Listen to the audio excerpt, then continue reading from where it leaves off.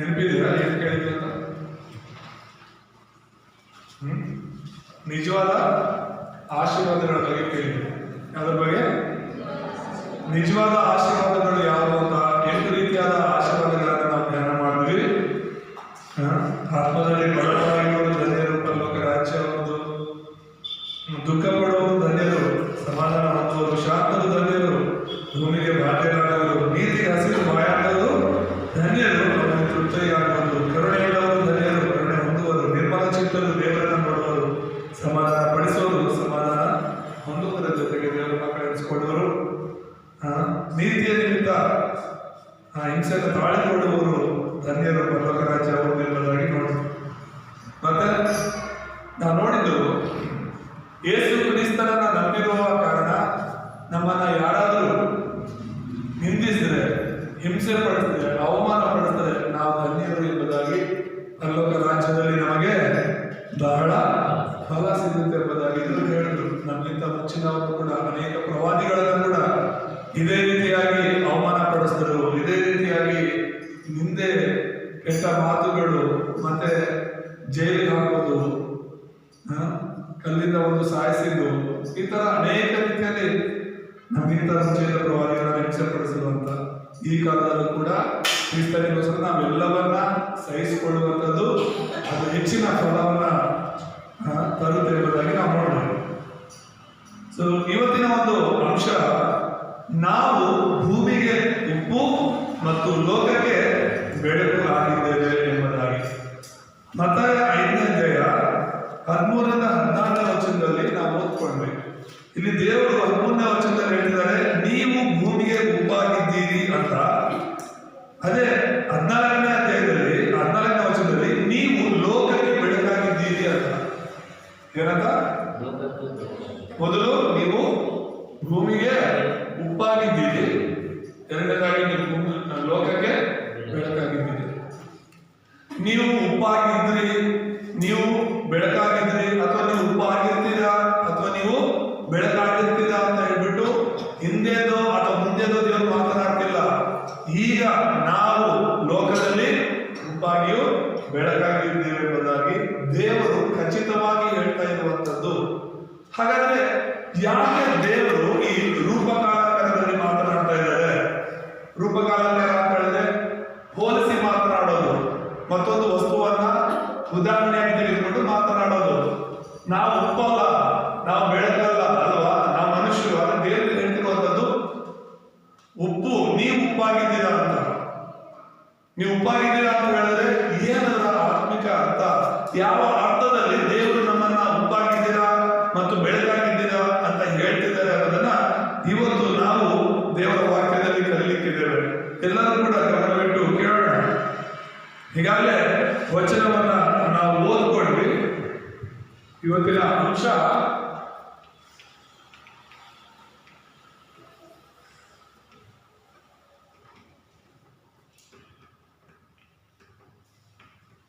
ಭೂಮಿಗೆ ಉಪ್ಪು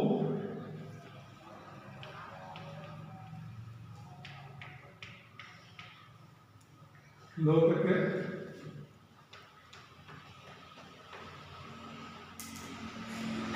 ಬೆಳಕು ಆಗಿದ್ದೇವೆ ಅಂತ ಹೇಳಿ ಮತ್ತಾಯ 5ನೇ ಅಧ್ಯಾಯ 13ರಿಂದ 14ನೇ ವಚನವನ್ನ ನಾವು ಓದ್ಕೊಂಡ್ವಿ. ಸೊ ಪರಿಚಯದಲ್ಲಿ ಒಂದು 3 ವಿಷಯಗಳನ್ನು ನಾವು ಧ್ಯಾನಿಸೋದಾದರೆ,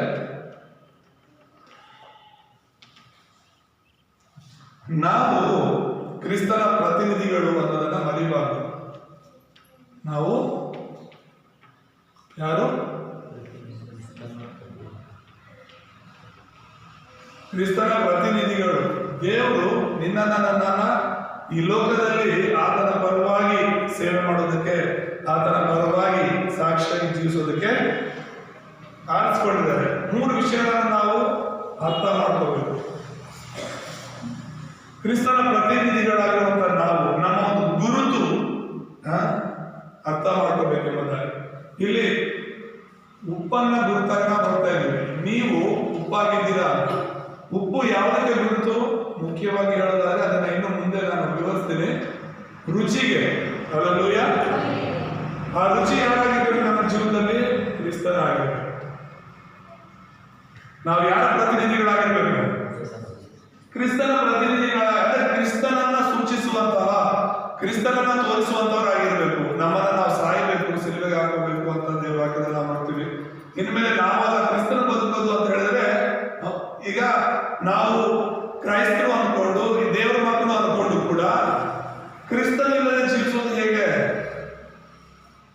ಉಪ್ಪು ಅಂದಮೇಲೆ ಅದು ಸಾರ ಇರಬೇಕು ಅಲ್ವಾ? ಉಪ್ಪಲ್ಲಿ ಏನಿರ್ಬೇಕು? ಸಾರ ಇರಬೇಕು. ಸಾರ ಅಂದ್ರೆ ಉಪ್ಪಿನ ಅಂಶ ಇರಬೇಕು. ಈಗ ಕೆಲವು ಸಲ ನಾವು ಉಪ್ಪು ಕೊಡ್ಕೊ ಬರ್ತೀವಿ, ಅದು ಎಷ್ಟು ಉಪ್ಪು ಹಾಕಿದ್ರು ಕೂಡ ರುಚಿ ಬರಲ್ಲ, ಉಪ್ಪೇ ರುಚಿ ಇರಲ್ಲ, ಅದರಲ್ಲಿ ಸಾರ ಇರಲ್ಲ. ಅದಕ್ಕೆ ದೇವರು ಹೇಳಿರೋದು ಅದು ದಾರಿಯಲ್ಲಿ ಬಿಸಾಕಿ ತುಳಿಯಕ್ಕೆ ಯೋಗ್ಯವೇ ಹೊರತು ಉಪಯೋಗ ಮಾಡ್ಲಿಕ್ಕೆ ಅಲ್ಲ ಅಂತ ಹೇಳ್ಬಿಟ್ಟು.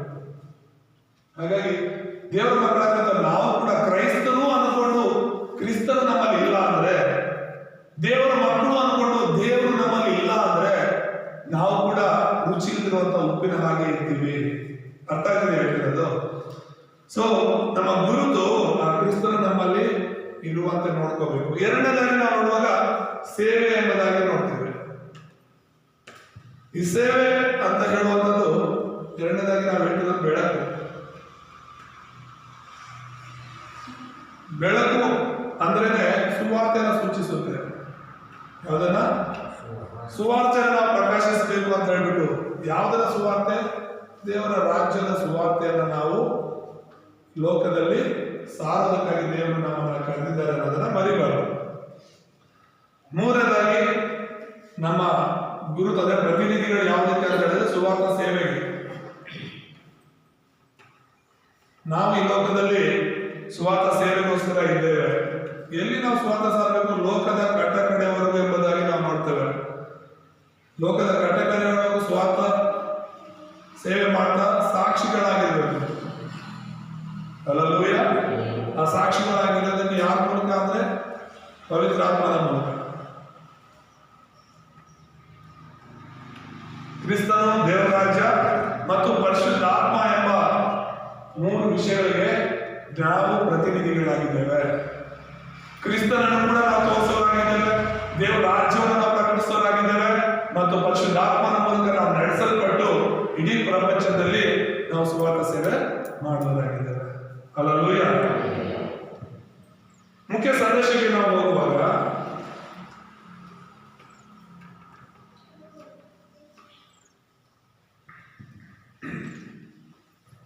ಮೊದಲನೇದಾಗಿ ಉಪ್ಪಿನ ಬಗ್ಗೆ ನಾವು ನೋಡೋಣ.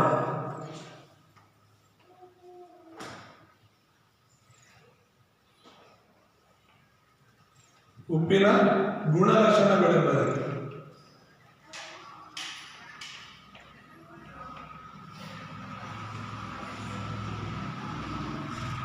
ವಚನ 13ರಲ್ಲಿ ಉಪ್ಪಿನ ಗುಣಲಕ್ಷಣಗಳು, ಉಪ್ಪಿನ ಬಗ್ಗೆ ಯೇಸು ಕ್ರಿಸ್ತನು ಮಾತನಾಡ್ತಾ ಇದ್ದಾರೆ. ಎಲ್ಲರೂ ಅರ್ಥ ಮಾಡ್ಕೊಳ್ಳಿ, ಇಲ್ಲಿ ಯೇಸು ಸ್ವಾಮಿ ದೇವಾದಿ ದೇವನು ಸಕಲ ಸೃಷ್ಟಿಕರ್ತನೆ ಉಪ್ಪನ್ನ ಉದಾಹರಣೆಯಾಗಿ ಹೇಳ್ತಿದ್ದಾರೆ ಅಂತ ಹೇಳಿದ್ರೆ ಆ ಉಪ್ಪಿನ ಪ್ರಾಮುಖ್ಯತೆ ನಾವು ಅರ್ಥ ಮಾಡ್ಕೊಳ್ಬೇಕು. ಈ ಉಪ್ಪಿನ ಬಗ್ಗೆ 3 ವಿಷಯಗಳನ್ನ ನಾವು ಕಲಿಯಬೇಕು.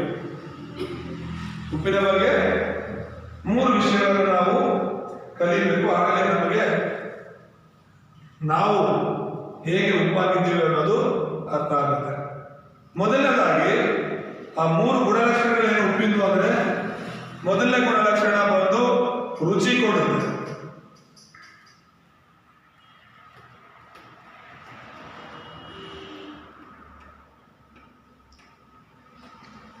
ಏನ್ ಕೊಡುತ್ತೆ?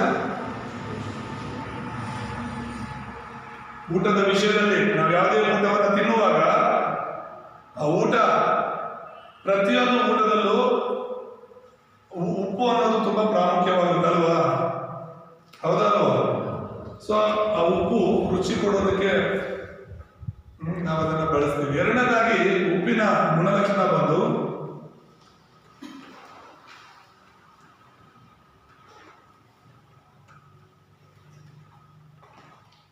ಉಪ್ಪು ಸಂರಕ್ಷಿಸುತ್ತದೆ ಅಂತ.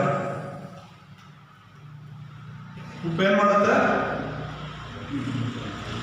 ಹೇಳ್ಬೇಕಲ್ಲ, ಏನ್ ಮಾಡುತ್ತೆ? ಸಂರಕ್ಷಣೆ ಮಾಡುತ್ತೆ ಅಂತ.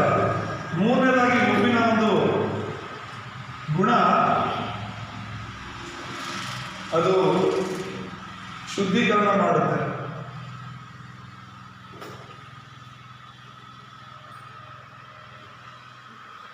ಶುದ್ಧೀಕರಿಸುತ್ತೆ.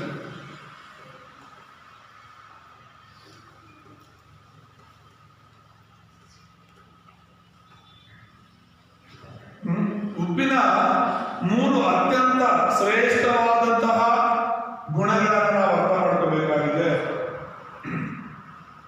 ಸಾಧಾರಣ ನಿಮ್ಮೆಲ್ಲರಿಗೂ ಉಪ್ಪು ಗೊತ್ತು, ಪ್ರತಿದಿನ ನಾವು ಉಪ್ಪನ್ನ ಬಳಸ್ತೀವಿ, ಸೇವಿಸ್ತೀವಿ. 3 ವಿಷಯಗಳಾಗಿ ಹಳೆಯ ಕಾಲದಿಂದಲೂ ಕೂಡ ಉಪ್ಪನ್ನ ಬಳಸ್ತಾರೆ.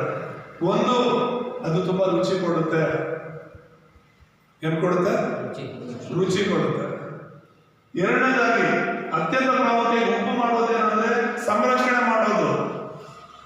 ಸಂರಕ್ಷಣೆ ಅಂದ್ರೆ ಏನು ಗೊತ್ತಾ? ಒಂದು ಆಹಾರ ಕೆಡದಂತೆ ಕಾಪಾಡುತ್ತೆ. ಹೌದಲ್ವ? ಇವಾಗೆಲ್ಲ ಫ್ರಿಡ್ಜ್ಗಳಿದೆ ಮನೆಗಳಲ್ಲಿ. ಹಾಗಾಗಿ ಆಹಾರ ಕೆಡದಂತೆ ನಾವೇನ್ ಮಾಡ್ತೀವಿ? ಫ್ರಿಡ್ಜ್ ಅಲ್ಲಿ ಇಡ್ತೀವಿ. ಹೌದಲ್ವಾ? ಫ್ರಿಡ್ಜ್ ಅಲ್ಲಿ ಇಟ್ಟರು ಕೂಡ 1 ವಾರ, 15 ದಿನ, 1 ತಿಂಗಳು ಇಡ್ಬೋದು ಅನ್ಕೊಳ್ಳಿ. ಆದ್ರೆ ಆ ಕಾಲದಲ್ಲಿ, ಯೇಸು ಕ್ರಿಸ್ತನು ಇದ್ದಂತಹ ಕಾಲದಲ್ಲಿ ಯಾವ ಫ್ರಿಡ್ಜ್ಗಳಿರಲಿಲ್ಲ, ಯಾವ ಕರೆಂಟ್ ಕಂಡಿದ್ದಿರಲಿಲ್ಲ. ಸೊ ಆಹಾರವನ್ನ ಅವರು ಸಂರಕ್ಷಣೆ ಮಾಡಬೇಕು ಅಂದ್ರೆ ಅವ್ರೇನ್ ಮಾಡ್ಬೇಕಿತ್ತು? ಜಾಸ್ತಿ ಉಪ್ಪು ಹಾಕ್ಬಿಟ್ಟು, ಇಲ್ಲೂ ಕೂಡ ಉಪ್ಪಿನೋ ಅದು ಇದು ಅಂತ ತಿಂತೀವಲ್ಲ ನಾವು, ಏನ್ ಮಾಡ್ತಾರೆ ಅವರು? ಜಾಸ್ತಿ ಉಪ್ಪು ಹಾಕಿ ಅದನ್ನು ಒಣಗಿಸಿ ಇಡ್ತಾರೆ. ಆಗ ಅದೇನಾಗಲ್ಲ, ಕೆಡೋದಿಲ್ಲ. ಆ ಉಪ್ಪಿನಾಂಶ ಇರೋದ್ರಿಂದ ಆ ಉಪ್ಪಿನ ಒಂದು ಸ್ವಭಾವ, ಗುಣಲಕ್ಷಣ ಏನಂದ್ರೆ ಆಹಾರವನ್ನ ಕೆಡದೆ ನೋಡ್ಕೊಳ್ಳುವಂಥದ್ದು. ಮೂರನೇದಾಗಿ ಏನಂದ್ರೆ ಆ ಉಪ್ಪಿನ ಒಂದು ಗುಣಲಕ್ಷಣ ಬಂದು ಶುದ್ಧೀಕರಿಸೋದು. ಒಂದು ಆಹಾರವನ್ನ ಅಥವಾ ಯಾವುದೇ ಒಂದು ನಾವು ಊಟ ಮಾಡುವಂತಹ ಒಂದು ಪದಾರ್ಥವನ್ನ ಉಪ್ಪಿನಿಂದ ತೊಳೆಯೋದಾದ್ರೆ, ಉಪ್ಪಾಕಿ ತೊಳೆಯೋದಾದ್ರೆ ಶುದ್ಧಿ ಆಗುತ್ತೆ. ಅದರಲ್ಲಿ ಏನೇ ಕ್ರಿಮಿ ಕೀಟಗಳಿದ್ರು ಕೂಡ ಸಾಯುತ್ತೆ, ಶುದ್ಧಿ ಆಗುತ್ತೆ. ಅರ್ಥ ಆಗಿದ್ಯಾ? ಯೇಸು ಕ್ರಿಸ್ತನ ಉಪ್ಪನ್ನ ಉದಾಹರಣೆಯಾಗಿ ಹೇಳ್ತಾ ಇದ್ರೆ, ಈ ಉಪ್ಪಿನ ಒಂದು ಮಹತ್ವವನ್ನು ನಾವು ತಿಳ್ಕೋಬೇಕು. 3 ವಿಷಯಗಳು, ಉಪ್ಪಿನ ಒಂದು 3 ಗುಣಗಳನ್ನು ನಾವು ನೋಡ್ತೀವಿ. ಏನೇನದು? ಮೊದಲನೇದು ರುಚಿ ಕೊಡುತ್ತೆ, ಎರಡನೇದು ಸಂರಕ್ಷಣೆ ಮಾಡುತ್ತೆ, ಮೂರನೇದು ಏನ್ ಮಾಡುತ್ತೆ? ಶುದ್ಧೀಕರಿಸುತ್ತೆ. ಕೆಟ್ಟದನ್ನ ತೆಗೆದು ಒಳ್ಳೆಯದನ್ನ ಶುದ್ಧೀಕರಿಸೋದನ್ನ ನಾವು ನೋಡ್ಬೇಕು. ಹಾಗೆ ಎರಡನೇದಾಗಿ ನಾವು ನೋಡೋಣ. ಈಗ ಉಪ್ಪಿನ ಗುಣಲಕ್ಷಣಗಳನ್ನು ನಾವು ನೋಡಿದ್ವಿ. ಎರಡನೇದಾಗಿ ಬೆಳಕಿನ ಗುಣಲಕ್ಷಣಗಳನ್ನು ನೋಡೋಣ.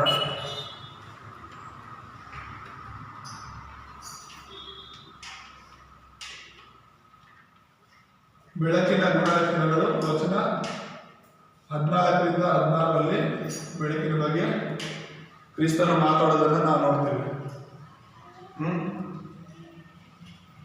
ಸೊ ಬೆಳಕಿನ ಗುಣಲಕ್ಷಣಗಳೇನು? ಅನೇಕ ಗುಣಲಕ್ಷಣಗಳು ಬೆಳಕಲ್ಲಿ ಇದ್ರೂ ಕೂಡ 3 ಗುಣಗಳ ಬಗ್ಗೆ ಮಾತ್ರ ನಾನು ಮಾತನಾಡ್ತೇನೆ. ಬೆಳಕು ಅನ್ನೋದು ಪ್ರಕಾಶಿತವಾಗಿರುತ್ತೆ.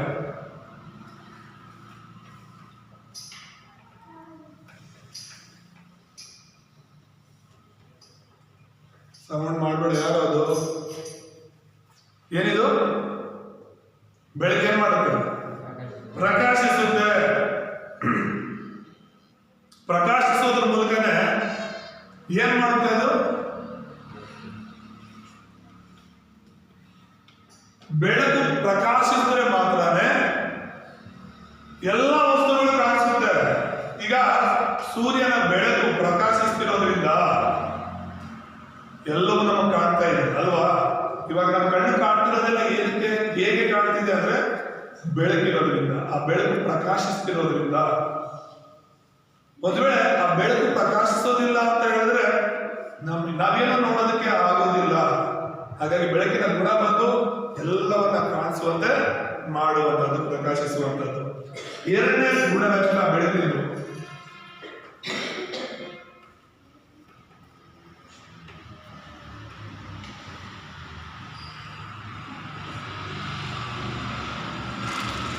ಎರಡನೇ ಗುಣಲಕ್ಷಣ ಮಾರ್ಗದರ್ಶನ ಮಾಡುತ್ತೆ.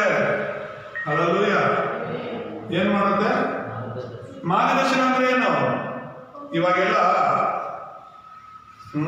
ಫೋನ್ಗಳ ಬಂದ ಮೇಲೆ ಅಂತೂ ತುಂಬಾ ವಸ್ತುಗಳು ಕಣ್ಮರೆ ಆಗ್ಬಿಟ್ಟಿದೆ. ತುಂಬಾ ವಸ್ತುಗಳು ಅಂದ್ರೆ ಅವಾಗೆಲ್ಲ ನಾವೇನ್ ಮಾಡ್ತಿದ್ವಿ, ಮನೆ ಮನೆಗೆ ಒಂದು ಬ್ಯಾಟ್ರಿ ಇಟ್ಕೊಳ್ತಾ ಇದ್ವಿ ಅಲ್ವಾ. ಈಗ ಫೋನ್ ಬಂದ್ಮೇಲೆ ಬ್ಯಾಟ್ರಿ ಅವಶ್ಯಕತೆ ಹೋಯ್ತು. ಅವಾಗೆಲ್ಲ ಕ್ಯಾಲ್ಕುಲೇಟರ್ಗಳು ಮನೆ ಮನೆಗೂ ಇರ್ತಿತ್ತು. ಈಗ ಫೋನ್ ಬಂದ್ಮೇಲೆ ಕ್ಯಾಲ್ಕುಲೇಟರ್ ಅದರಲ್ಲೇ ಇದೆ. ಅವಾಗೆಲ್ಲ ಕ್ಯಾಮ್ರಾಗಳು ದುಡ್ಡು ಕೊಟ್ಟು ಕೊಡ್ಕೊಂಡಿದ್ರು. ಒಂದು ಊರಲ್ಲಿ ಒಂದಾದ್ರೂ ಕ್ಯಾಮ್ರಾ ಇರೋದು. ಎಲ್ಲಾದ್ರೂ ನಾವು ಹೋಗ್ಬೇಕು ಅಂದ್ರೆ ಆ ಕ್ಯಾಮ್ರಾ ಇಸ್ಕೊಂಡ್ಬಂದು ನಾವು ತಗೊಂಡಿದ್ವಿ. ಇವಾಗ ಮನೆ ಮನೆಯಲ್ಲೂ ಒಂದಲ್ಲ, ಎಷ್ಟು ಜನ ಇರ್ತಾರೋ ಅಷ್ಟು ಜನ ಹತ್ರ ಕ್ಯಾಮ್ರಾ ಇರುತ್ತೆ. ಒಬ್ರಿಗಿಂತ ಒಬ್ರು ಚೆನ್ನಾಗಿಟ್ಟಿರೋ ಕ್ಯಾಮ್ರಾ. ಹಾಗಾಗಿ ಕ್ಯಾಮ್ರಾಗಳ ಬೆಲೆ ಕಡಿಮೆ ಆಯಿತು. ಈ ತರ ಫೋನ್ ಬಂದ್ಮೇಲೆ ಅನೇಕ ವಸ್ತುಗಳ ಒಂದು ಬೆಲೆ ಕಮ್ಮಿ ಆಯಿತು, ತಯಾರಿ ನಿಂತೋಯ್ತು ಅನ್ಕೊಳ್ಳಿ. ಆದ್ರೆ ಇಲ್ಲಿ ನಾವು ಹೇಳ್ತಿರೋದೇನು ಗೊತ್ತಾ, ಈಗ ಫೋನ್ಗಳನ್ನೇ ಆಗಲಿ, ಟಾರ್ಚ್ಗಳನ್ನೇ ಆಗಲಿ, ಆ ಬ್ಯಾಟ್ರಿಗಳನ್ನ ನಾವು ಏನಕ್ಕೆ ಉಪಯೋಗಿಸ್ತೀವಿ? ಅವೇನ್ ಮಾಡುತ್ತೆ? ನಮ್ಮನ್ನ ಮಾರ್ಗದರ್ಶನ ಮಾಡುತ್ತೆ. ಸರಿಯಾದ ದಾರಿ ಯಾವುದು? ಈಗ ಆ ಒಂದು ಬೆಳಕು ನಮಗೆ ಮಾರ್ಗ ತೋರಿಸಲ್ಲ ಅನ್ನೋದಾದ್ರೆ ನಾವು ಮಾರ್ಗ ತಪ್ಪಿಬಿಡ್ತೀವಿ. ಕತ್ತಲೆ ನಾವು ಕರೆಕ್ಟಾಗಿ ಹೋಗಕ್ಕಾಗುತ್ತಾ? ನಿಮ್ಮ ಮನೆಗಳ ಕರೆಂಟ್ ಹೋದ ತಕ್ಷಣ ಹೋಗ್ಬಿಟ್ಟು ಎಷ್ಟೋ ಜನ ಗೋಡೆ ಹೊಡ್ಕೊಂಡಿರ್ತೀರ, ಬಾಗಿಲು ಹೊಡ್ಕೊಂಡಿರ್ತೀರ. ಯಾಕಂದ್ರೆ ಕಾಣಲ್ಲ. ನಿಮ್ದೇ ಮನೆ ಎಷ್ಟೋ ವರ್ಷದಿಂದ ಅಲ್ಲಿ ವಾಸ ಆಗ್ತಿದ್ರು ಕೂಡ ಕರೆಂಟ್ ಹೋದ ತಕ್ಷಣ ಏನಾದ್ರೂ ಎತ್ಕೊಂಡ್ ಬರಬೇಕು, ಒಂದು ಬೆಂಕಿ ಪಟ್ಟ ಹುಡುಕ್ಬೇಕಾದ್ರೂ ಕೂಡ ದಾರಿ ಗೊತ್ತಿರಲ್ಲ. ಸೊ ಬೆಳಕಿದ್ರೇನೆ ನೀನು ಕರೆಕ್ಟ್ ಆದ ಮಾರ್ಗದಲ್ಲಿ ಹೋಗೋದಕ್ಕೆ ಸಾಧ್ಯವಾಗುತ್ತೆ ಅನ್ನೋದು ಇದೆರಡನೇ ಗುಣ. ಮೂರನೇದು ಬೆಳಕಿನ ಒಂದು ಗುಣ ಏನು ಅಂದ್ರೆ ಜೀವ ಕೊಡುತ್ತೆ ಎಂಬುದಾಗಿ ನಾವು ನೋಡ್ತೇವೆ. ಬೆಳಕು ಏನ್ ಮಾಡುತ್ತೆ? ಕೇಳಿಸ್ಕೊಂತಿದ್ದಾರೆ? ಏನ್ ಮಾಡುತ್ತೆ? ಜೀವ ಕೊಡುತ್ತೆ. ಈಗ ಓದಿರೋರಿಗೆ ಅನೇಕರಿಗೆ ಗೊತ್ತು, ಬೆಳಕಿಲ್ಲ ಅಂದ್ರೆ, ಸೂರ್ಯನ ಬೆಳಕಿಲ್ಲ ಅಂದ್ರೆ ಈ ಒಂದು ಮರ ಗಿಡಗಳು, ಈ ಸೃಷ್ಟಿ ಎಲ್ಲ ನಿಜವಾಗ್ಲೂ ಬದುಕಕ್ಕಾಗಲ್ಲ. ನಾವು ಕೂಡ ಬದುಕಕ್ಕಾಗಲ್ಲ. ನಮಗೂ ಕೂಡ ಆ ಸೂರ್ಯನ ಬೆಳಕಿಂದ ಬರುವಂತಹ ಒಂದು ಏನು ವಿಟಮಿನ್ ಡಿ ಅಂತನೋ ಆ ಒಂದು ಜೀವ ಏನಂತೀವಿ, ಜೀವ ಬರುವಂತಹ ಶಕ್ತಿ, ಜೀವ ಭರಿಸುವಂತಹ ಶಕ್ತಿ ಆ ಬೆಳಕಿಗಿದೆ ಎಂಬುದಾಗಿ ನಾವು ನೋಡ್ತೇವೆ. ಈಗ ನೀವು ನೋಡಿರ್ತೀರಾ, ನಿಮ್ಮ ಜಮೀನುಗಳೇ ಇರ್ಬೋದು ಅಥವಾ ನೀವೆಲ್ಲಾದ್ರೂ ಕೆಲಸಕ್ಕೆ ಹೋಗೋ ಜಾಗದಲ್ಲಿ ನೋಡ್ಬೋದು, ಅವ್ರು ಬೆಳೆಗಳನ್ನ ಹಾಕಿರ್ತಾರೆ. ಬೆಳೆ ಹಾಕಿದ್ರು ಕೂಡ ಈ ಮರಗಳ ಕೆಳಗಡೆ ಬೆಳೆ ಬಂದಿರಲ್ಲ. ಗಮನಿಸಿರ್ತೀರಾ? ಯಾಕೆ ಬಂದಿರಲ್ಲ? ಅಲ್ಲಿ ಸೂರ್ಯನ ಬೆಳಕು, ಆ ಶಾಖ ಬೀಳಲ್ಲ. ಸೂರ್ಯನ ಬೆಳಕು ಬೀಳದೇ ಇರೋ ಜಾಗದಲ್ಲಿ, ಸೂರ್ಯನ ಒಂದು ಪ್ರಕಾಶ ಅಥವಾ ಕಿರಣಗಳು ಬೀಳದೇ ಇರೋ ಜಾಗದಲ್ಲಿ ಜೀವ ಬರಲ್ಲ. ಸೊ ಅದಕ್ಕೋಸ್ಕರನೇ ಆ ಬೆಳಕು ಅನ್ನೋದು ಜೀವ ಕೊಡುತ್ತೆ ಅನ್ನೋದಾಗಿ. ಹಲ್ಲೆಲೂಯ. ಯೇಸು ಕ್ರಿಸ್ತನು ನೀವು ಲೋಕಕ್ಕೆ ಉಪ್ಪಾಗಿದ್ದೀರಾ ಆದ್ರೆ ಅದಕ್ಕೆ ಅರ್ಥ ಇದೆ. ಯೇಸು ಕ್ರಿಸ್ತನು ನೀವು ಲೋಕಕ್ಕೆ ಬೆಳಕಾಗಿದ್ದೀರಾ ಆದ್ರೆ ಅದಕ್ಕೆ ಅರ್ಥ ಇದೆ. ಹಲ್ಲೆಲೂಯ. ಸೊ ಇಲ್ಲಿ ಮೊದಲನೇದಾಗಿ ನಾವು ಉಪ್ಪಿನ ಬಗ್ಗೆ ತಿಳ್ಕೊಂಡ್ವಿ, ಎರಡನೇದಾಗಿ ಬೆಳಕಿನ ಬಗ್ಗೆ ನಾವು ನೋಡ್ತಾ ಇದ್ದೀವಿ. ಬೆಳಕು ಪ್ರಕಾಶಿಸುತ್ತೆ, ಎಲ್ಲ ಕಾಣಿಸುವಂತೆ ಮಾಡಿದ್ರೆ. ಎರಡನೇದಾಗಿ ಬೆಳಕು ನಮಗೆ ಮಾರ್ಗದರ್ಶನ ಮಾಡುತ್ತೆ. ಮೂರನೇದಾಗಿ ಬೆಳಕು ನಮಗೆ ಜೀವ ಕೊಡುತ್ತೆ. ಹಲ್ಲೆಲೂಯ. ಹಾಗಾದ್ರೆ ಈಗ ಮೂರನೇದಾಗಿ ನಾವು ನೋಡೋಣ, ನಾವು ಉಪ್ಪಾಗಿದ್ದೀವಿ ಮತ್ತು ಬೆಳಕಾಗಿಯೂ ಇದ್ದೀವಿ ಅಂತ. ನಾವು ಉಪ್ಪು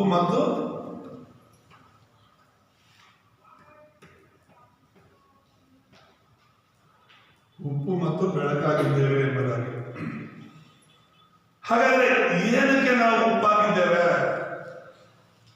ನಾನು ಆಗಲೇ ಹೇಳಿದ ಪ್ರಾರಂಭದಲ್ಲೇ ನಮ್ಮ ಗುರುತು ಬಂದು ಉಪ್ಪಿಗೆ ದೇವರು ಹೋಲಿಸ್ತಿದ್ದಾರೆ ಅಂತ ಹೇಳಿದ್ರೆ ಕ್ರಿಸ್ತನು ಇರಬೇಕು ಅಂತ ಹೇಳಿ.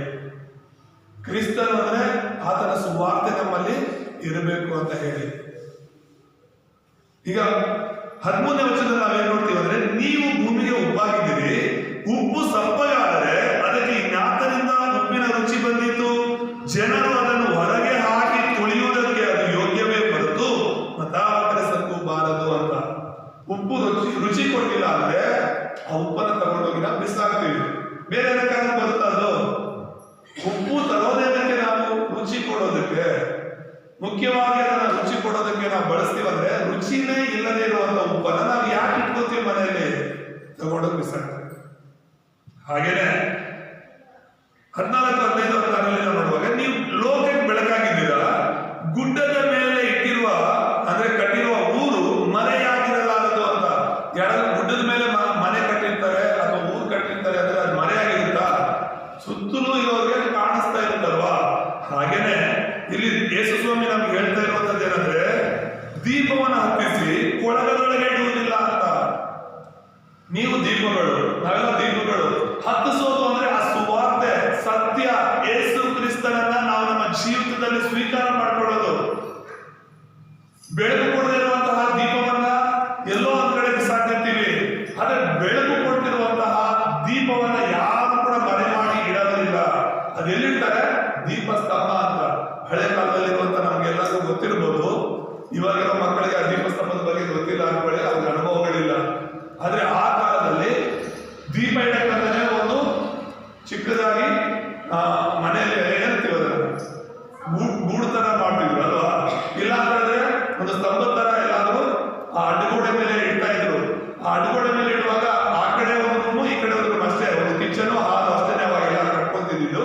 ಸೊ ಆ ಅಡ್ಡಗೋಡೆ ಮೇಲೆ ಇಡುವಾಗ ಆ ಕಡೆ ರೂಮು ಈ ಕಡೆ ರೂಮು ಬೆಳಕು ಬರೋ ತರ ಒಂದು ಎತ್ತರವಾದ ಸ್ಥಳದಲ್ಲಿ ಅದನ್ನ ಇಡ್ತಿದ್ವಿ. ಇದರ ಅರ್ಥ ಏನು? ನೀನು ನಾವು ಯೇಸು ಸ್ವಾಮಿನ ನಂಬ್ಕೊಂಡಿದ್ದೀವಿ ಅಂತ ಹೇಳಿದ್ರೆ ಆ ಬೆಳಕು ನಾಲ್ಕು ಜನಕ್ಕೆ ಕಾಣೋ ತರ ಇರಬೇಕು ಅಂತ. ಬೆಳಕು ಕಾಣೋದಂದ್ರೇನು?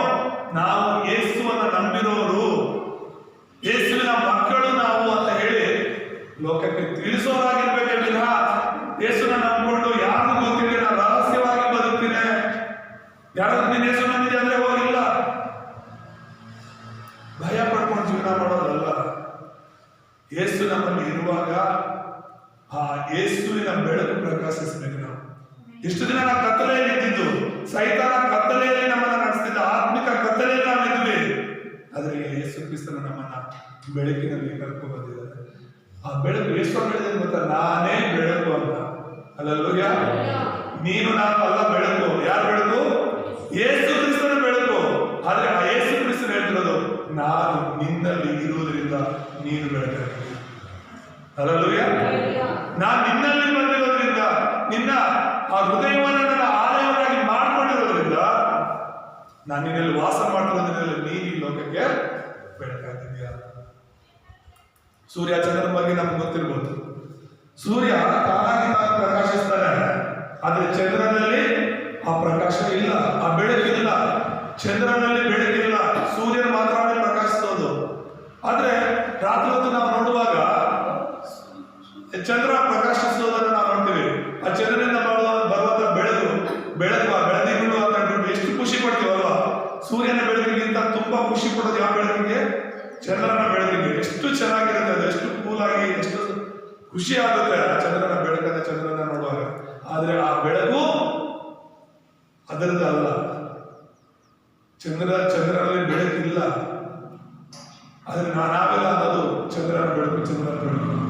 ಆ ಬೆಳಕು ಎಲ್ಲಿಂದ ಬರೋದು? ಸೂರ್ಯನಿಂದ. ಅಲ್ಲಲ್ಲೂಯ್ಯ. ಸೂರ್ಯನ ಬೆಳಕು ಚಂದ್ರನ ಮೇಲೆ ಬೀಳೋದ್ರ ಮೂಲಕ ಆ ಚಂದ್ರ ನಮ್ಮ ಮೇಲೆ ಆ ಬೆಳಕನ್ನ ಏನ್ ಮಾಡ್ತಾನೆ?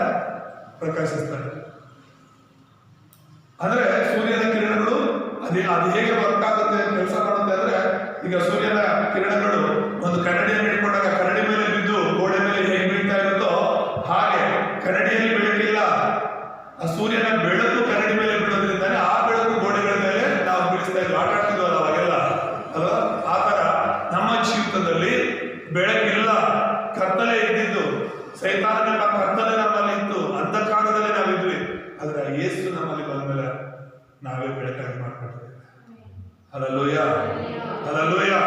ದೇವರ ನಾಮಕ್ಕೆ ಸ್ತೋತ್ರವಾಗಲಿ. ಹಾಗಾಗಿನೇ ದೇವರಿಗೆ ಹೇಳ್ತಿರೋದು ನಾವು ಉಪ್ಪಾಗಿದ್ದೇವೆ, ಬೆಳಕಾಗಿದ್ದೇವೆ ಅಂತ ಹೇಳ್ಬಿಟ್ಟು.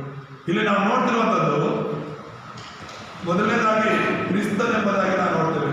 ಆ ಕ್ರಿಸ್ತನೇ ಉಪ್ಪು ಎಂಬುದಾಗಿ ನಾವು ನೋಡ್ತೇವೆ. ಹಲ್ಲೆಲೂಯಾ. ಕ್ರಿಸ್ತನೇ ಆ ಉಪ್ಪು ಅಂತ ಹೇಳಿ. ಹಾಗಾದ್ರೆ ಕ್ರಿಸ್ತನ ಉಪ್ಪು ಅಂತ ಹೇಳಿದ್ರೆ ಸಾರ ಏನು? ಸುವಾರ್ತೆ. ಸಾರ ಅಂದ್ರೆ ಏನು? ರುಚಿ.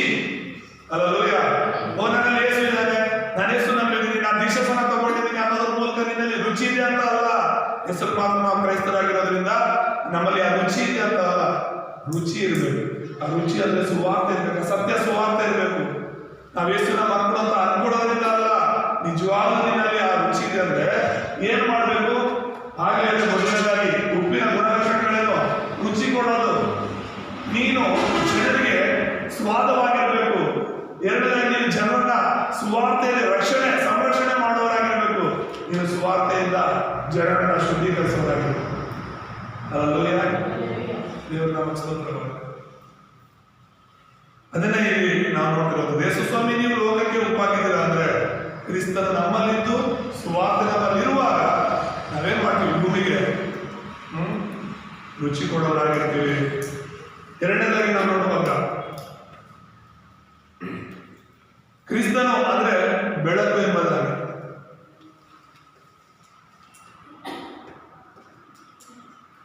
ಉಪ್ಪು ಮತ್ತೆ ಬೆಳಕು ಎರಡು ನಾವಲ್ಲ. ಆಕ್ಚುಲಿ ಕ್ರಿಸ್ತನು ಉಪ್ಪಾಗಿರೋದು, ಕ್ರಿಸ್ತನು ಸಾರವಾಗಿರೋದು, ಕ್ರಿಸ್ತನು ಬೆಳಕಾಗಿರೋದು. ಆದ್ರೆ ಆತನು ನಮ್ಮಲ್ಲಿರೋದ್ರಿಂದ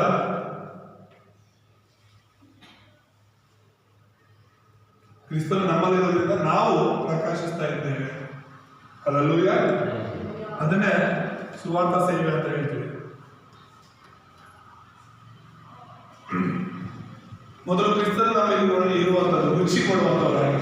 ಎರಡನೇದಾಗಿ ಕ್ರಿಸ್ತನು ಅಂದರೆ ಬೆಳಕು, ಸ್ವಾರ್ಥ ಸೇವೆ ಮಾಡುವವರಾಗಿ ಈ ಲೋಕದಲ್ಲಿ ನಾವು ಪ್ರಕಾಶಮಾನವಾದ.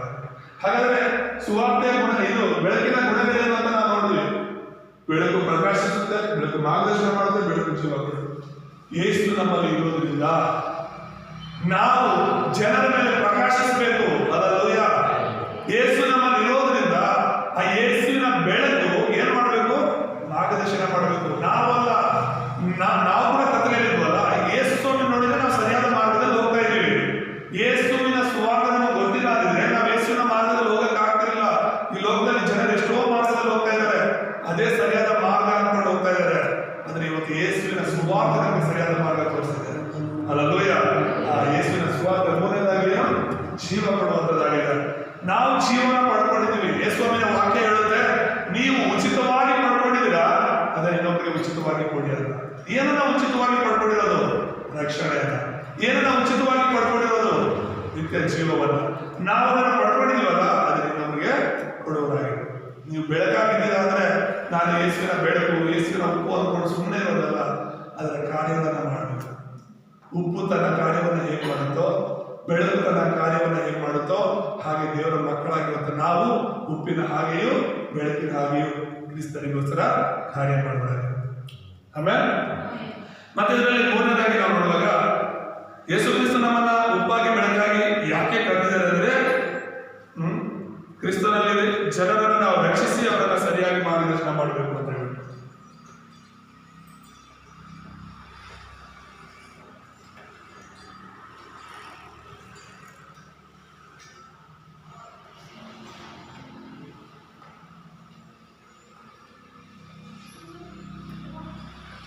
ಕ್ರಿಸ್ತನ ಜನರನ್ನ ನಾವು ರಕ್ಷಿಸಿ ಅವರನ್ನ ಸರಿಯಾದ ಮಾರ್ಗದಲ್ಲಿ ನಡೆಸಬೇಕು.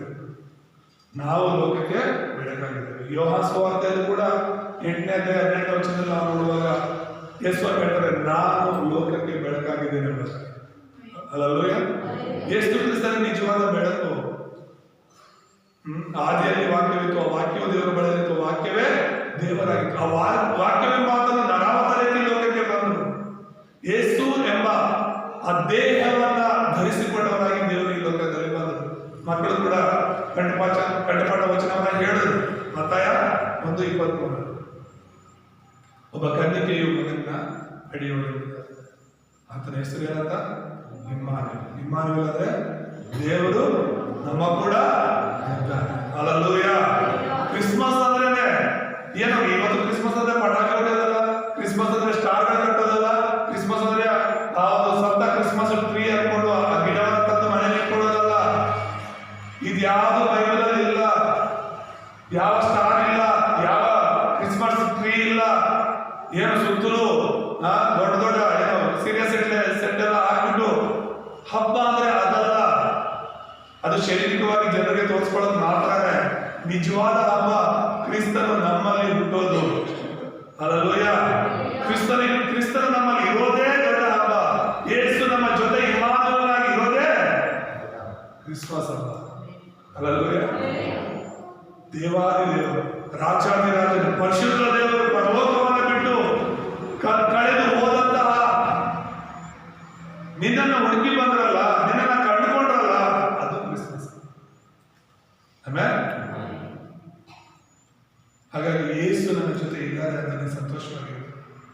ಯೇಸು ನನ್ನೊಳಗೆ ಇದ್ದಾರೆ ಅಂತ ನೀನು ಸಂತೋಷವಾಗಿರು. ದುಃಖ ಪಡೋದಕ್ಕೆ ಒಂದೆರಡು ಕಾರಣಗಳಿರ್ಬೋದು, ಸಂತೋಷ ಪಡೋದಕ್ಕೆ ಒಂದೇ ಒಂದು ಕಾರಣ, ಯೇಸು ನಿನ್ನ ಜೊತೆ. Hallelujah, hallelujah. ದೇವರ ನಾಮಕ್ಕೆ ಸ್ತೋತ್ರವಾಗಲಿ. ಈ ಮೂರು ವಿಷಯಗಳನ್ನು ನಾವು ಅರ್ಥ ಮಾಡೋಣ.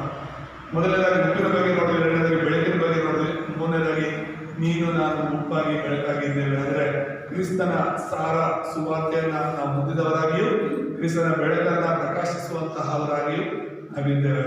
ಅದರ ಮೂಲಕ ಜನರನ್ನ ನಾವು ರಕ್ಷಿಸಿ ಅವರನ್ನು ಸರಿಯಾಗಿ ಮಾರ್ಗದರ್ಶನ ಮಾಡೋದಾಗಿದ್ದೇವೆ ಅಂತ. ಆಮೇಲೆ ಹಾಗಾದ್ರೆ ನಾವು ಈ ಸಾರವನ್ನ ಕಳ್ಕೊಳ್ಳದೆ, ನಾವು ಈ ಬೆಳಕನ್ನ ಕಳ್ಕೊಳ್ಳದೆ ಕ್ರಿಸ್ತನಿಗೋಸ್ಕರ ನಾವು ಇರಬೇಕು ಅನ್ನೋದಾದ್ರೆ, ನಾವು ಸಾಯೋ ತನಕ ಅಥವಾ ಕ್ರಿಸ್ತನ ಬರೋ ತನಕ ಕೂಡ ನಮ್ಮಲ್ಲಿರುವಂತಹ ಈ ಸಾರವನ್ನ ನಾವು ಕಾಪಾಡ್ಕೋಬೇಕು ಅಂದ್ರೆ, ನಮ್ಮಲ್ಲಿರುವಂತಹ ಈ ಬೆಳಕನ್ನ ನಾವು ಕಾಪಾಡ್ಕೋಬೇಕು ಅಂದ್ರೆ, ನಾವು ಮೂರು ಕಾರ್ಯಗಳನ್ನ ಸತತವಾಗಿ ಮಾಡ್ತಾ ಇರಬೇಕು. ಎಷ್ಟು ಕಾರ್ಯಗಳನ್ನ? ಮೂರು ಕಾರ್ಯಗಳನ್ನ ಮುಕ್ತಾಯದಲ್ಲಿ ನಾವು ನೋಡ್ತಾ ಇದ್ದೇವೆ. ಈಗಾಗಲೇ ನಾವು ನೋಡಿದ್ವಿ, ಕ್ರಿಸ್ತನ ಪ್ರತಿನಿಧಿಗಳಾಗಿದ್ದೇವೆ, ನಾವಾಗಿದ್ದೇವೆ ಅಂತ ಹೇಳ್ಬಿಟ್ಟು. ನಾವು ಕ್ರಿಸ್ತನ ಪ್ರತಿನಿಧಿಗಳಾಗಿದ್ದು ಪ್ರತಿದಿನ ಮಾಡಬೇಕಾದಂತ ಕಾರ್ಯ ಒಂದು ದಿನ ಅಲ್ಲ, ಎರಡು ದಿನ ಅಲ್ಲ, ಪ್ರತಿದಿನ ನಾವು ದೇವರ ಮಕ್ಕಳಾಗಿ ಮಾಡಬೇಕಾಗಿರುವಂತಹ ಕಾರ್ಯಗಳು ಏನು ಅಂದ್ರೆ, ಮೊದಲನೇದಾಗಿ ನಾವೇನ್ ಮಾಡ್ಬೇಕು? ವಾಕ್ಯದ ಚಳವಳಿ ಮಾಡಬೇಕು.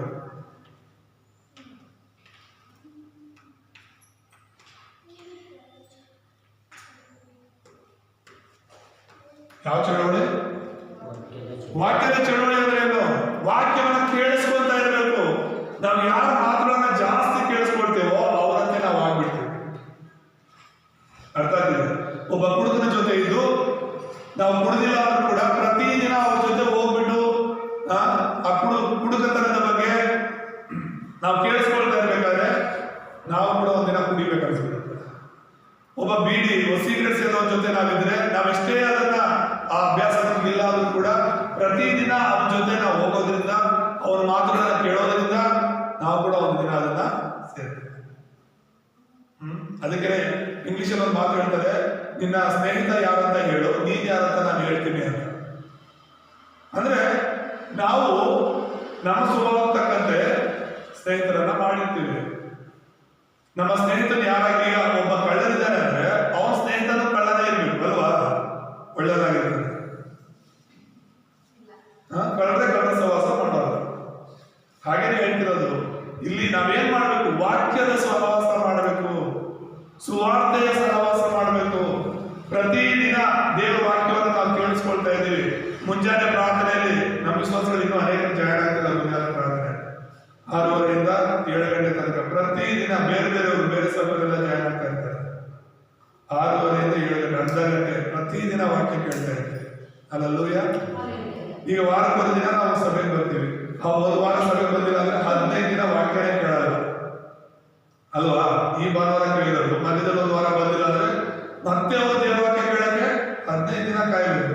ಆ ವಾರ ಬಂದಿಲ್ಲ ಅಂದ್ರೆ 21 ದಿನ, ಇನ್ನು 3 ವಾರ ಬಂದಿಲ್ಲ ಅಂದ್ರೆ 1 ತಿಂಗಳು ಒಂದ್ಸಲಿ ವಾಕ್ಯ ಕೇಳೋದ್ರಿಂದ ಎಲ್ಲಿ ನೀನು ರುಚಿ ಕೊಡ್ತೀಯಾ? ಎಲ್ಲಿ ನೀನು ಪ್ರಕಾಶಿಸೋದಕ್ಕಾಗುತ್ತೆ? ಅರ್ಥ ಆಗ್ತಿದ್ಯಾ? ದೇವರ ವಾಕ್ಯ ಕೇಳೋದಕ್ಕೆ ನಾವು ತವಕ ಪಡಬೇಕು. ಪ್ರತಿದಿನ ನಾವು ವಾಕ್ಯವನ್ನು ಕೇಳಬೇಕು ಅಂತ. ಯಾಕಂದ್ರೆ ನಿನ್ನೆ ಕೂಡ ಜೂಮ್ ಮೀಟಿಂಗ್ ಎಲ್ಲ ನೋಡಿದ್ವಿ. ಆದಿ ಸಭೆಯಲ್ಲಿ ಏನ್ ಮಾಡ್ತಿದ್ರು? ಅಪೊಸ್ತಲರ ಬೋಧನೆಯನ್ನು ಕೇಳೋದಕ್ಕೆ ಪ್ರತಿದಿನ ಕೂಡ ಬರ್ತಾ ಇದ್ದಂತೆ. ಪ್ರತಿದಿನ ಅವರ ಮನೆಗಳಲ್ಲಿ ಪ್ರಾರ್ಥನೆಗಳು ನಡೀತಿತ್ತಂತೆ. ಸುಮ್ಮನೆ ದೇವರ ಜೀವನದಲ್ಲಿ ಕಾರ್ಯಗಳು ಮಾಡಲಿಲ್ಲ. ನಮ್ದೇನಂದ್ರೆ ಪ್ರಯಾಸ ಕಡಿಮೆ, ಆಸೆ ಕಡಿಮೆ, ದೇವರ ಏನಾದ್ರು ಮಾಡ್ಬೇಕನ್ನೋ ಆಸೆಗಳು ಕಡಿಮೆ, ಪ್ರಯಾಸ ಕಡಿಮೆ. ಆದ್ರೆ ದೇವರ ಕಾರ್ಯಗಳು ಮಾತ್ರ ದೊಡ್ಡದಾಗಿ ನಡಿಬೇಕು ನಮ್ಮಲ್ಲಿ ಅಂತ ಎಲ್ಲ ನೋಡ್ತೀವಿ. ನಾವು ಎಷ್ಟು ಬಿತ್ತಿದ್ದೀವೋ ಅಷ್ಟೇ ಕುಡಿಯೋಕ್ಕಾಗಲ್ಲ. ನೀನು ಎಷ್ಟು ಆಸೆ ಪಡ್ತೀವೋ ಅಷ್ಟೇ ದೇವರಿಂದ ನಡೆಸೋಕ್ಕಾಗಲ್ಲ. ನೀನು ದೇವರಲ್ಲಿ ಆಸಕ್ತಿ ಉಳ್ಳವರಾಗಿರ್ಬೇಕು, ದೇವರ ವಾಕ್ಯದಲ್ಲಿ ಆಸಕ್ತಿ ಉಳ್ಳವರಾಗಿರ್ಬೇಕು ಅಂತ ನೋಡ್ತೇವೆ. ಎರಡನೇದಾಗಿ ನಾವು ಮಾಡಬೇಕಾದ್ರೆ ಪ್ರಾರ್ಥನೆಯ ಚಳುವಳಿ.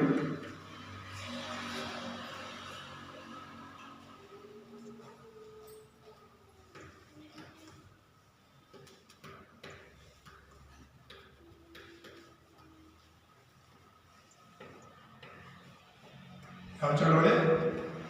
ಪ್ರಾರ್ಥನೆ ಚಳವಳಿ ಮಾಡಬೇಕು ಅಂತ ಹೇಳ್ಬಿಟ್ಟು. ಏನು ಪ್ರಾರ್ಥನೆ ಚಳವಳಿ ಅಂದ್ರೆ, ನಾನು ಈ ವಾಕ್ಯ ಹೇಳುವ ಹಾಗೆ ನೀನು ವಾಕ್ಯವನ್ನ ದಿನ ಕೇಳಿಸ್ಕೊತಾ ಇದ್ರೆ ಪ್ರಾರ್ಥನೆ ಮಾಡ್ಬೇಕು ಅನ್ಕೊಂತೀರ. ಯೋಚನೆ ಮಾಡಿದ್ರ ವಾಕ್ಯವನ್ನ ನಾವು ಕೇಳಿಸ್ಕೊಂಡಿಲ್ಲ ಅಂದ್ರೆ ಪ್ರಾರ್ಥನೆ ಮಾಡಕ್ಕೆ ಮನಸ್ಸು ಬರಲ್ಲ. ಸಮಯ ಇದ್ರೂ ಕೂಡ ನಾವು ಪ್ರಾರ್ಥನೆ ಮಾಡೋದಿಲ್ಲ. ನಾವು ಪ್ರಾರ್ಥನೆ ಮಾಡೋದಾಗಿರ್ಬೇಕು ಅಂದ್ರೆ ಮೊದಲು ವಾಕ್ಯ ಕೇಳಿಸ್ಕೋಬೇಕು. ಹಲ್ಲೆಲೂಯಾ. ವಾಕ್ಯಕ್ಕೆ ಅನುಸಾರವಾಗಿ ನಾವು ಪ್ರತಿದಿನ ಪ್ರಾರ್ಥನೆ ಮಾಡೋರಾಗಿರ್ಬೇಕು.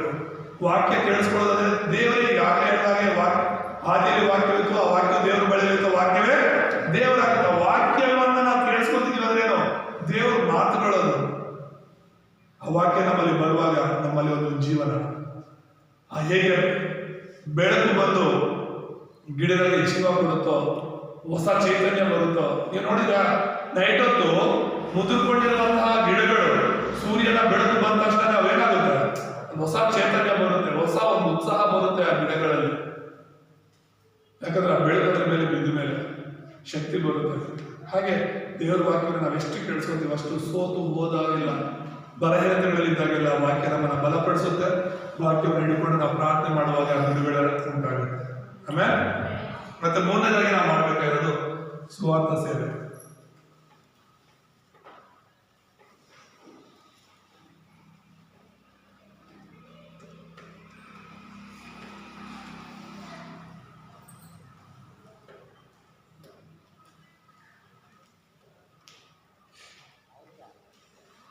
ಸ್ವಾರ್ಥ ಚಳವಳಿಯನ್ನು ಮಾಡಬೇಕು ಅಂತ.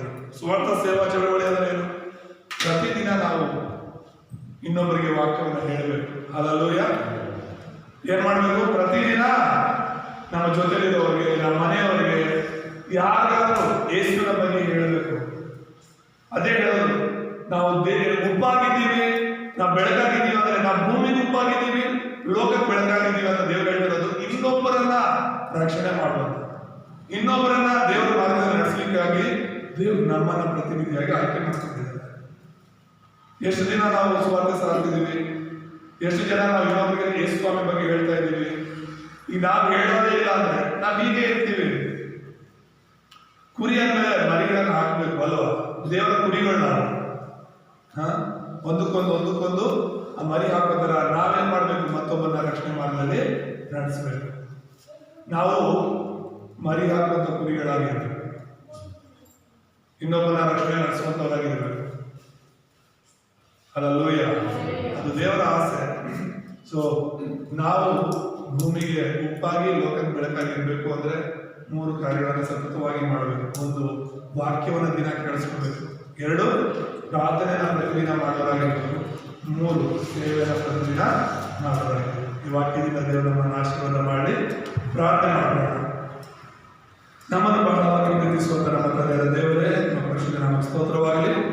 ಈ ಒಂದು ಸಮಯದಲ್ಲಿ ನಮ್ಮ ಸನ್ನಿಧಿಯಲ್ಲಿ ಬರುವಂತ ಕೃಪೆಯನ್ನು ಕೊಟ್ಟಿದ್ದಕ್ಕಾಗಿ ಸ್ತೋತ್ರ.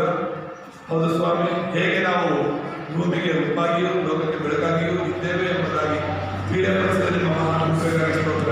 ಅಪ್ಪ, ಈ ವಾರವನ್ನು ನಮ್ಮನ್ನು ಇನ್ನೂ ಹೆಚ್ಚಾಗಿ ಬಲಪಡಿಸಿ ಈ ವಾರವೆಲ್ಲರೂ ಕೂಡ ಇನ್ನೂ ಹೆಚ್ಚಿನ ಸಾರವುಳ್ಳವರಾಗಿ, ಇನ್ನೂ ಹೆಚ್ಚಿನ ಬೆಳಕನ್ನು ಪಡೆದವರಾಗಿ ನಾವು ಹೌದು ಸ್ವಾಮಿ ನಿಮ್ಮ ವಾಕ್ಯದಲ್ಲಿ ಮುಂದುವರಿಯುವಂತೆ, ಪ್ರಾರ್ಥನೆಯಲ್ಲಿ ಮುಂದುವರಿಯುವಂತೆ, ಸ್ವಾರ್ಥ ಸೇವೆಯಲ್ಲಿ ಮುಂದುವರಿಯುವಂತೆ ಸಹಾಯ ಮಾಡಿ. ಕ್ರಿಸ್ತನಾದ ಯೇಸುವಿನ ನಾಮದಲ್ಲಿ ಪ್ರಾರ್ಥಿಸಿ